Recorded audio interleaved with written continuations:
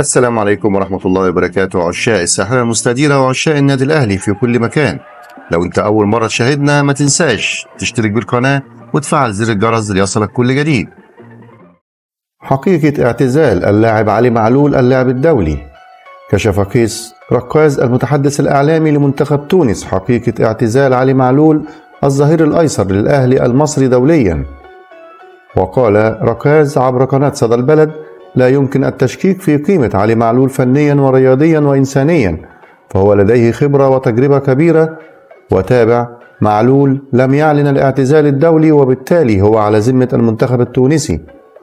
وأضاف: حدث تنسيق بين معلول وبين المدير الفني لمنتخب تونس كي يحصل على راحة في معسكر مارس على أن يعود في معسكر يونيو المقبل، وهناك تواصل دائم بين الثنائي بشكل يومي. وحول مشاركة تونس في بطولة كأس عاصمة مصر الودية قال: البطولة فرصة لمنتخب تونس بقيادة فنية جديدة لاسترجاع ثقة الجماهير بعد أفريقيا الأخيرة ومنح الفرصة للعناصر الجديدة.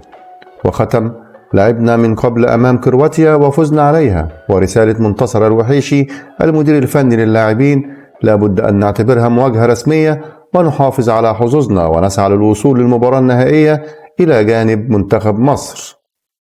وبكده نكون انتهينا من الفيديو النهاردة. يا ريت نضغط لايك للفيديو واشتراك بالقناة وتفعيل جرس الإشعارات ليصلك كل جديد.